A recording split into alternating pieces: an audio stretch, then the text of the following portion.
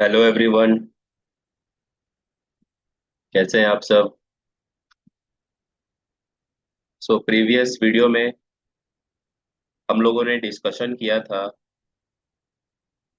Excavation work के बारे में। ये एक्सकवेशन क्या होता है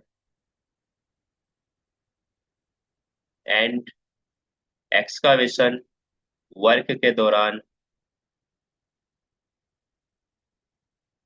क्या क्या खतरे होते हैं, वो भी हम लोगों ने डिस्कशन किया था प्रीवियस वीडियो में। हमने सभी खतरों को उनके इमेज के माध्यम से भी डिटेल में देखा था। अब हम आज की वीडियो में कंट्रोल मेजर्स को पॉइंट बाय पॉइंट पढ़ने वाले हैं। एक एक कंट्रोल मेजर्स को हम पॉइंट बाय पॉइंट कवर करेंगे। अब आपको बता दूं कंट्रोल मेजर होता क्या है। तो कंट्रोल मेजर को अगर हिंदी में बोले तो बचाव के उपाय। ठीक। किससे बचाव के उपाय? तो खतरों से। चलिए शुरू करते हैं वीडियो को। तो फर्स्ट पॉइंट जो कि आपको बता रहा है कि वर्केट हाइट पे काम करने सॉरी एक्सकावेशन का काम करने के लिए आपको क्या सावधानी बरतनी है, क्या कंट्रोल मेजर लेना है। So first is all work must be managed under the supervision of a competent person। यानी आपको जब भी एक्सकावेशन करवाना है या जब भी एक्सकावेशन का कार्य चलेगा तो वहां पे आपको एक कॉम्पिटेंट व्यक्ति को सुपरविजन के लिए रखना पड़ेगा। सुपरविजन बोले तो काम की देखरेख और निगरानी के लिए, ताकि आपका जो काम है एक्सकावेशन का वो सेफ्टी से मैनेज हो जाए, सेफ्टी से पूरा हो जाए। ठीक। तो ये फर्स्ट कंट्रोल मेजर है। Second, excavated support must be used by soaring, shielding, benching and sloping system to prevent the collapse of soil and for the protection of the workers into excavation। यानी excavation जब हम करेंगे तो वहां पे एक trench create हो जाता है। ट्रेंच बोले तो बड़ा गड्ढा। अब उस गड्ढे में साइड वॉल क्रिएट हो जाता है, दीवारें, दीवार ये देखते हैं। ये अगर मैंने गड्ढा बनाया तो इसका ये साइड वॉल क्रिएट हो गया। अब यही साइड वॉल का ढहने का, कोलैप्स होने का खतरा हमेशा बना रहता है। तो उसके लिए हम सपोर्ट देते हैं वॉल को। ठीक। हम क्या करते हैं? साइड वॉल को सपोर्ट प्रदान करते हैं। अब इससे क्या होता है कि वॉल का वॉल का सपोर्ट लग जाने से वॉल का कोलैप्स होने का जो चांस है वो कम हो जाता है। ठीक। अब इसके लिए हम चार मेथड्स का उपयोग करते हैं, चार सिस्टम्स का उपयोग करते हैं, जिसमें पहला है shoring method, shielding method, benching method and sloping method. अब इन सभी को मैं आपको इमेज के माध्यम से भी दिखा देना चाहूंगा ताकि आपको और आसानी से पता चले।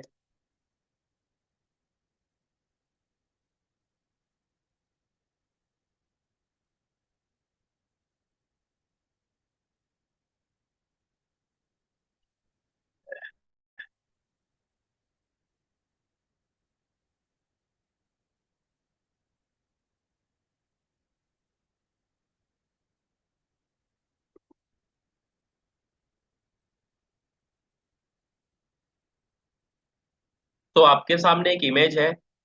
इस इमेज में आपको चारों मेथड्स को इमेज के माध्यम से दिखा दिया गया है। इसको हम क्या बोलेंगे? तो स्लोपिंग मेथड। इसमें आप देख रहे होंगे एक स्लोप की तरह ट्रेंच को बनाया गया है, गड्ढे को बनाया गया है। ठीक। सेकंड है बेंचिंग। बेंचिंग बोले तो एक बेंच की तरह हम लोगों ने एक्सकावेशन को रेडी किया है, ट्रेंच को रेडी किया है। है ना, स्टेप्स दिख रहे हैं आपको, इसको बेंचिंग सिस्टम बोलते हैं।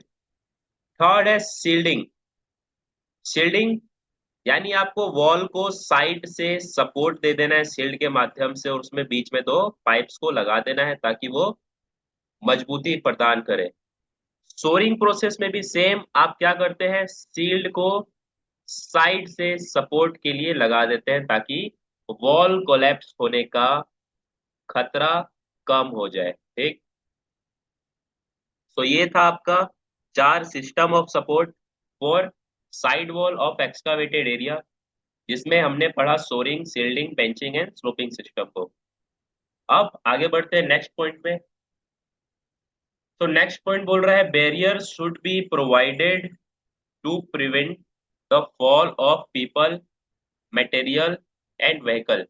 यानी आप जिस ट्रेंच को क्रिएट करवाए हैं एक्सकावेशन के दौरान, अब उसको क्या करना है, तो आपको साइड से बैरिकेशन कर देना है। बैरिकेशन बोले तो घेराबंदी, ताकि वहां पे कोई भी अनऑथराइज एक्सेस ना हो, जिसके कारण कि किसी तरीके का फॉल ऑफ पीपल यानी मनुष्यों का गिरना, मटेरियल्स का गिरना, या गाड़ियों का, व्हीकल्स का गिरना, ये वाला खतरा से आप बच जाए या अपने वर्क प्लेस को बचा लें। नेक्स्ट है ladder must be provided for means of access and egress. They must be secured and extended 5 rungs above the excavation. यानी बोला जा रहा है आपको, जहां पे भी आपने एक्सेस करना है ट्रेंच के अंदर, तो वहां पे आपको लैडर का इस्तेमाल करना होगा एक्सेस और एग्रेस करने के लिए, यानी ऊपर नीचे या फिर ट्रेंच के अंदर जाने के लिए या बाहर आने के लिए आपको लैडर का इस्तेमाल करना है। और लैडर के लिए एक कंडीशन यहाँ रखा गया है कि जो ऊपर का किनारा होता है ट्रेंच का सतह से, आपको 5 रंजेस ऊपर रखने हैं लैडर के। ठीक, 5 रंजेस बोले तो 5 स्टेप्स को आपको एक्सकावेटेड एरिया के जो किनारे हैं उस किनारे से ऊपर रखना है। ठीक, जिससे कि आपको क्या रहेगा, मजबूती भी मिलेगी और आपको आसानी से चढ़ना और उतरना हो पाएगा इजिली। नेक्स्ट है lighting must be provided with safety sign.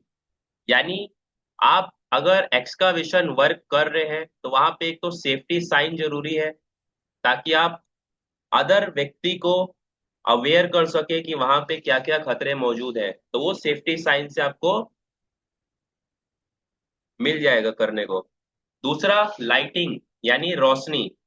अब आपको क्या करना है, एक्सकावेशन एरिया पे लाइट भी प्रॉपर रखना है, जिससे कि आपका काम, आपके एम्प्लॉयज एक्सकावेशन के अंदर अच्छे से वर्क कर पाए। नेक्स्ट पॉइंट है PPEs must be provided such as hard hat, safety shoes and can be provided breathing apparatus also। यानी आपको हर एम्प्लॉय को, हर वर्कर को जो कि एक्सकावेशन वर्क में शामिल है, उसको कुछ पर्सनल प्रोटेक्टिव इक्विपमेंट्स प्रोवाइड करने हैं। जैसे हार्ड हैट, जिसको हम बोलते हैं सेफ्टी हेलमेट, सेफ्टी शूज जिसमें स्टील टो गार्ड मेंशन होना चाहिए, लगा होना चाहिए, या अकॉर्डिंग टू हैजार्डियस एटमॉस्फेयर हमें वहां पे ब्रेथिंग अपार्टस, या कह लीजिए ऑक्सीजन सिलेंडर के द्वारा ऑक्सीजन सप्लाई करनी है, जिसको कि हम सेल्फ कंटेन ब्रेथिंग अपार्टस भी बोलते हैं, है ना, स्काबा। रेस्पिरेटरी प्रोटेक्शन कहलाता है ये हमारा।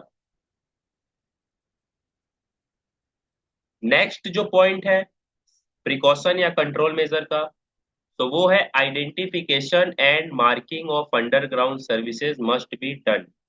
If found cable and pipe manual excavation must be done. यानी बोला जा रहा है आपको जब भी एक्सकावेशन करवाना होगा किसी भी वर्क साइट पर, वर्क प्लेस पर, तो आपको वहां का अंडरग्राउंड यूटिलिटी लाइन को, एक यूटिलिटीज लाइन को इंश्योर कर लेना है, आइडेंटिफाई कर लेना है कि वहां पे किसी तरीके का कोई पावर केबल, पाइपलाइंस, किसी तरीके का सीवर सिस्टम, गैस पाइपलाइन, ये सारी चीजें नहीं होनी चाहिए। अगर ऐसा पाया जाता है कि वो चीजें वहां पे मौजूद हैं जमीन के अंदर अंडरग्राउंड, तो आपको एक्सकावेशन का प्रोसेस मैनुअली कराना पड़ेगा। ठीक। मैकेनिकली फिर आप नहीं करवा सकते, क्योंकि यूटिलिटी लाइंस का डैमेज होने का चांस क्रिएट हो जाएगा फिर। तो ये सेफ्टी भी आपको ध्यान रखनी है। नेक्स्ट है, investigate the soil type related to the excavation और trench you are going to dig. यानी आप लोग जब भी एक्सकावेशन प्रोसेस करने जाएंगे तो आप उस एरिया का क्या कर लेंगे जी, सॉइल टेस्टिंग कर लेंगे। सॉइल टेस्टिंग से हमें पता चल जाएगा कि मिट्टी कैसी है। मिट्टी कैसी है, मिट्टी कैसी है का मतलब मिट्टी गीली है, बलुअट है ना, मडेड मिट्टी है, पथरीली मिट्टी है, हार्ड मिट्टी है, कैसी मिट्टी है, इसका आपको पता चल जाएगा सॉइल टेस्टिंग के बाद। और सॉइल टेस्टिंग हमेशा एक्सकावेशन प्रोसेस करने से पहले करना ही पड़ता है। नेक्स्ट है, take prior permission from all related body. यानी आपको जब भी एक्सकावेशन कराना होगा तो जितने भी अथॉरिटी के लोग होते हैं उनसे आपको परमिशन ले लेना है कि हम यहाँ पे एक्सकावेशन का वर्क कराने जा रहे हैं, इसका हमें अनुमति प्रदान कर दीजिए। तो वो लोग आपको परमिशन प्रोवाइड कर देंगे, किसके द्वारा, तो पीटीडब्ल्यू डॉक्यूमेंट्स के द्वारा। Contact the owner of any underground utility services that may be in the location and ask them to identify and mark the location। यानी आप अगर अपना एक्सकावेशन वर्क करा रहे हैं और वहां पे किसी तरीके का अंडरग्राउंड यूटिलिटी सर्विस या लाइन पाई जाती है, तो आपको क्या करना है, उस यूटिलिटी लाइन या उस सर्विसेज को यूज करने वाले ऑनर को इन्फॉर्म करना है, कांटेक्ट करना है, और उनको अपने वर्क के बारे में समझा देना है, बता देना है कि हमारा ये काम है, इसमें यूटिलिटी लाइन आ रहा है तो उसको हम एक दिन दो दिन के लिए अफेक्टेड, मतलब आपको उससे कुछ चीजें दिक्कतें हो सकती है, तो आपको वो चीज हमें सपोर्ट करना होगा, कोऑर्डिनेट करना होगा। ठीक। जिससे कि हम अपना काम कर पाएंगे। Identify and locate overhead power line. जब भी आप मैकेनिकल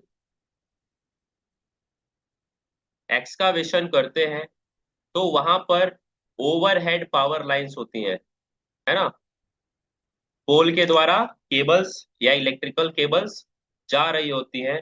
तो उसमें क्या होता है, आपका जो एक्सकावेटर मशीन है, जिसको कि आप जेसीबी जेसीबी बोलते हैं सभी, सो जेसीबी एक कंपनी है, मशीन का नाम होता है एक्सकावेटर मशीन। ठीक। So excavator machine overhead power line के कांटेक्ट में आ सकता है, जिससे कि इलेक्ट्रोक्यूशन का चांस बन जाता है, जिस जो भी एक बहुत बड़ा हैजार्ड है, तो आपको इसको भी ध्यान रखना पड़ेगा। नेक्स्ट है, test of hazardous gas vapours dust before entering in trench. ठीक। बोला जा रहा है जब भी आप किसी ट्रेंच में उतर रहे हैं तो उतरने से पहले आप उस ट्रेंच के अंदर वहां का हजार्डियस एटमॉस्फेयर को टेस्ट कर ले, जिससे आपको पता चल जाएगा कि वहां पे कौन कौन सा जहरीला गैस है, कौन कौन सा वहां पे ऑक्सीजन का लेवल है, ये सारी चीजें आपको पता चल जाएगी, जिससे कि आप अपने एम्प्लॉय को सेफ रख सकते हैं। Keep first aid boxes at site. यानी आपको प्राथमिक उपचार के लिए कुछ first aid box work place पे हमेशा रखना पड़ेगा, ताकि कभी भी वर्कर को कोई छोटी मोटी चोट भी लगी तो उसको प्राथमिक उपचार आसानी से वर्क प्लेस पर ही उपलब्ध हो जाए। नेक्स्ट है, create bund wall for prevent outside water for coming inside. यानी बोला जा रहा है कि जहां पे भी आप एक्सकावेशन करेंगे तो वहां पे आप एक मिट्टी का बंड बना देंगे, बंड वॉल, ताकि किसी तरीके का पानी का फ्लो आपके एक्सकावेशन एरिया में न जाए। अगर आपके एक्सकावेटेड एरिया में ट्रेंच में पानी भर भी जाता है, वाटर एक्यूमुलेशन हो भी जाता है, तो आपको उसे क्या करना है, इंटरनल वाटर को डी वाटरिंग करना है। डी वाटरिंग कैसे करते हैं, तो उसके लिए डी वाटरिंग पंप आता है, उस पंप के माध्यम से आप पानी को आसानी से ट्रेंच से निकाल सकते हैं। नेक्स्ट पॉइंट है prepare work permit for work in confined space age appropriate. अभी हम लोगों ने डिस्कशन किया था कल के वीडियो में, प्रीवियस वीडियो में, कि जो भी आपका ट्रेंच होता है वो अगर डीपली एक्सकावेटेड किया जाए तो कन्फाइंड स्पेस में कन्वर्ट हो जाता है। और इस कंडीशन में अगर आप उस स्पेस में उतरते हैं तो आपको वहां का कन्फाइंड स्पेस का वर्क परमिट भी लेना होता है। नेक्स्ट है test for oxygen level in the space before entering and during the work as required. यानी जब भी आप कन्फाइंड स्पेस जैसे माहौल में उतरेंगे ट्रेंच में तो आपको ऑक्सीजन लेवल को टेस्ट कर लेना है कि वहां पे क्या ऑक्सीजन लेवल है। चलिए नेक्स्ट है plan and perform good housekeeping practices including moving debris एक्सकावेटेड soil far enough away from the excavation site. यानी बोला जा रहा है आपको वर्क प्लेस एरिया से जितना भी वेस्ट मटेरियल है उसको वर्क प्लेस से दूर हटा देना है। ठीक, जैसे कोई डेब्रिस जैसे ईंटा पत्थर या एक्सकावेटेड सॉइल यानी जो मिट्टी को खुदाई करके आपने एक्स्ट्रा डिगिंग सॉइल निकाला है उसको भी एक्सकावेशन के साइड से हटा देना होता है, दूर कर देना होता है। अब इसी में अगला पॉइंट है प्रिकॉशन का, educate and train workers about all existing and potential hazards and risk and appropriate safety measure। यानी आपके वर्क में वर्क एक्टिविटी जो कि आप एक्सकावेशन वर्क करवा रहे हैं अपने वर्क प्लेस पर उसमें शामिल जितना भी इम्प्लॉय है उन सभी इम्प्लॉयज को आपको क्या करना है, उस वर्क के बारे में ट्रेनिंग प्रोवाइड कर देनी है, वर्क एक्टिविटी के हैजार्ड्स के अकॉर्डिंग ट्रेनिंग प्रोवाइड कर देना है, और हैजार्ड के अकॉर्डिंग आप क्या क्या सेफ्टी मेजर्स ले रहे हैं उसका भी आपको ट्रेनिंग वर्कर्स को प्रोवाइड कर देना है। ठीक, जो कि आप टीबीटी मीटिंग सेफ्टी मीटिंग और इमरजेंसी मीटिंग के माध्यम से करवाते हैं वर्क प्लेस पर। नेक्स्ट प्रिकॉशन है don't place spoils within 2 feet from edge of excavation. ठीक, बोला जा रहा है जहां पे भी आपने एक्सकावेशन कराया है उसके 2 फीट के दायरे में आपको कोई भी चीज या कोई भी मटेरियल को रखना नहीं है। ऐसा करेंगे तो क्या हो सकता है, ये साइड का वॉल जो है कोलैप्स कर सकता है। क्यों? क्योंकि यहाँ पे इस दीवार पे दबाव पड़ता है, दबाव पड़ेगा तो ये ढह जाएगा। ठीक, तो इसीलिए आपको 2 फीट से दूर रखना है सभी मटेरियल्स को। पीटीडब्ल्यू मस्ट बी टेकन, यानी आपको अपने काम को करवाने के लिए परमिट ले लेना रहेगा। परमिट क्या है? तो परमिट एक डॉक्यूमेंट है जो कि आपको काम करने का परमिशन प्रोवाइड करता है। Tool box talk is conducted before excavation start, यानी जब भी आप अपना काम कराएंगे एक्सकावेशन का तो सबसे पहले काम को कराने से पहले आपको वर्कर्स के बीच टीबीटी मीटिंग कंडक्ट करा देनी है। अब टीबीटी मीटिंग क्या है? तो टीबीटी मीटिंग एक ऐसी अवेयरनेस मीटिंग है जिसमें आप अपने काम के बारे में बताते हैं, उस काम से जुड़े खतरे के बारे में अपने वर्कर्स को बताते हैं, और उन खतरों से कैसे बचा जाए उसके बारे में भी आप टीबीटी मीटिंग में ही बताते हैं। अब कुछ चेक पॉइंट्स को हम पढ़ेंगे, यानी जब भी हमें एक्सकावेशन का काम कराना होगा वर्क प्लेस पे तो हमें किन किन बातों का ध्यान रखना है वो यहाँ पे हम लोग पढ़ेंगे। So here are some check points to consider when conducting an excavation. First is safety protocol, यानी आपको सुरक्षा रेगुलेशंस का प्रोटोकॉल्स का ध्यान रखना है, जैसे ensure that all safety protocols are followed including obtaining the proper permits, assessing underground utilities and risk, and having an emergency plan।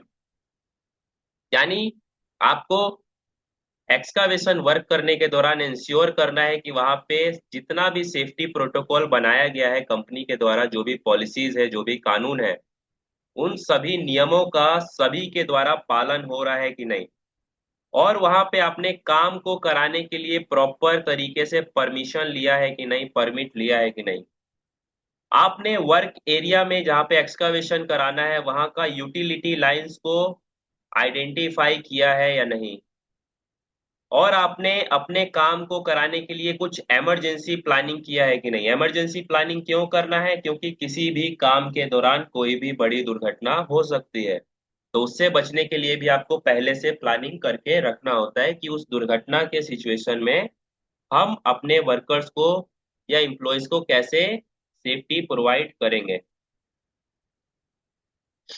Next है चेक पॉइंट्स ऑफ एक्सकावेशन में एक्सेस एंड एग्रेस।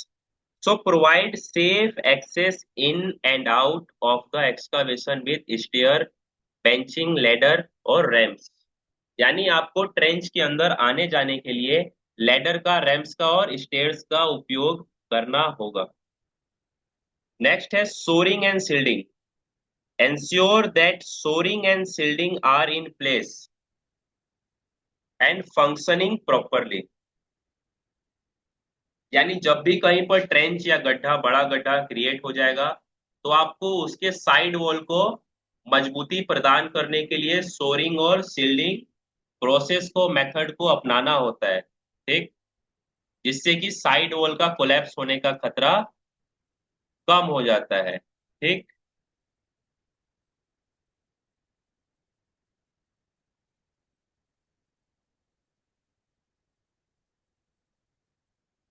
नेक्स्ट है protective systems. Install protective system such as sloping, benching, shoring and shoring the trench. ठीक, बार बार मैं जो ये trench word बोल रहा हूँ इसका मतलब क्या है? बड़ा गड्ढा, ठीक। तो बड़े गड्ढे के जो दीवाल्स होते हैं, साइड वॉल्स होते हैं, उसी को आपको क्या करना है? प्रोटेक्ट करना है। प्रोटेक्ट क्यों करना है? क्योंकि वो ढहने का, कोलैप्स होने का खतरा हमेशा बना रहता है उसका। ये सभी चेक पॉइंट्स हैं। चेक पॉइंट्स यानी आपको ये चीज, बातों का ध्यान रखना होता है। नेक्स्ट पॉइंट है वेदर, यानी मौसम। अब मौसम अचानक से बदल जाएगा तो हमें क्या करना है, वही हम लोग यहाँ पे देखेंगे। So monitor weather forecast and take precautions such as pausing work during inclement weather। यानी बोला जा रहा है आपको काम को कराने से पहले एक तो वेदर फोरकास्टिंग कर लेनी है। वेदर फोरकास्टिंग का मतलब होता है मौसम का पहले से पता लगा लीजिए कि 1 घंटे के बाद मौसम कैसा रहेगा, 5 घंटे के बाद मौसम कैसा रहेगा, बारिश तो नहीं आ जाएगा। ये सारी चीजें फोरकास्टिंग, अनुमान लगाना पहले से, फोरकास्टिंग कहते हैं उसको। और आपको सभी तरीके का प्रिकॉशन ले लेना है, जैसे कि बारिश हो तो बारिश के दौरान आपको क्या करना है? काम को पॉज करा देना है, रुकवा देना है, और सभी वर्कर्स को सेफ वर्क प्लेस की तरफ भेज देना है। नेक्स्ट है पीपीईज, जिसको कि हम लोग बोलते हैं पर्सनल प्रोटेक्टिव इक्विपमेंट।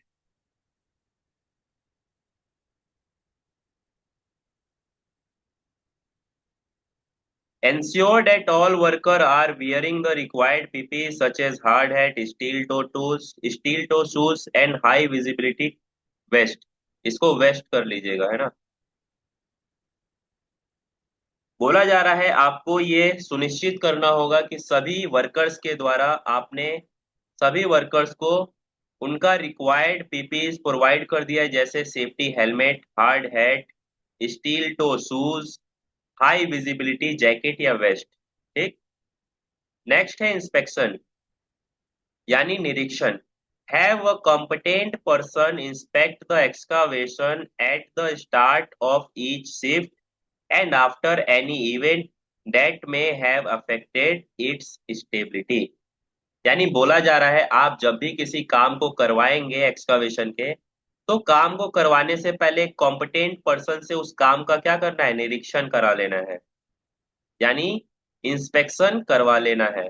और कोई अनवांटेड इवेंट भी घट जाता है तो उसके बाद भी आपको उस एरिया का अच्छे से इंस्पेक्शन करा लेना है, जिससे कि आगे चल के किसी तरीके का सेम इवेंट ऑक्योर ना हो। अगला है रिकॉर्ड कीपिंग। आपने जो भी वर्क कराना है, उस वर्क को क्या करना है, उसका डेटा को रिकॉर्ड कर लेना है। ठीक। ये एक तरीके से प्रूफ का काम करता है। तो देखते हैं रिकॉर्ड कीपिंग के बारे में। Keep a record of all inspection and make a return report following most inspection. बोला जा रहा है आप जितना भी इंस्पेक्शन कर रहे हैं उसका रिटर्न रिपोर्ट अपने पास रखिए, और जो भी इंस्पेक्शन कर रहे हैं उसका रिपोर्ट्स आप तैयार करके अपने पास रखिए, मेक श्योर करिए इसको। नेक्स्ट है barricade and sign board. Barricade का मतलब होता है घेराबंदी। Use barricade to prevent people and material falling in and ensure sign boards.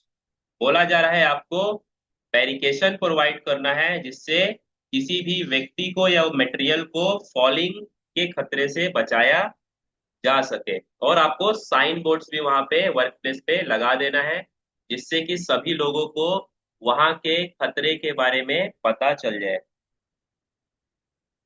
Waste material, remove waste material. Waste material में क्या क्या आता है जी? तो डिगेड सॉइल, है ना, यानी जिस मिट्टी को आपने खोद के निकाला है, डिगिंग सॉइल या डिग सॉइल। तो ये आपको चेकलिस्ट ध्यान में रखना है जब भी आप एक्सकावेशन का काम करवाएंगे, तब आपको ये सारे चेक पॉइंट्स को ध्यान में रखना होता है। इसी के अकॉर्डिंग आपको काम कराना है एक्सकावेशन का, तभी आपका एक्सकावेशन का काम सेफ्टी से हो पाएगा। अभी लास्ट इमेज है हमारा इस चैप्टर का, इस स्लाइड का, इस वीडियो का। तो इसमें दिखाया गया है आपको shoring system, shielding system, benching system और स्लोपिंग सिस्टम। तो आपके सामने यहाँ पर shoring system, shielding system, sloping system, है ना, ये स्लोपिंग है, और ये आपका बेंचिंग सिस्टम, ये चारों सिस्टम को दिखा दिया गया है। तो इसी तरीके से आपको भी वर्क प्लेस पे एक्सकावेशन के दौरान प्रैक्टिकली जो भी सिस्टम जरूरी है प्रोटेक्शन ऑफ वॉल के लिए, है ना, वो आपको इंस्टॉल कर लेना है। ठीक।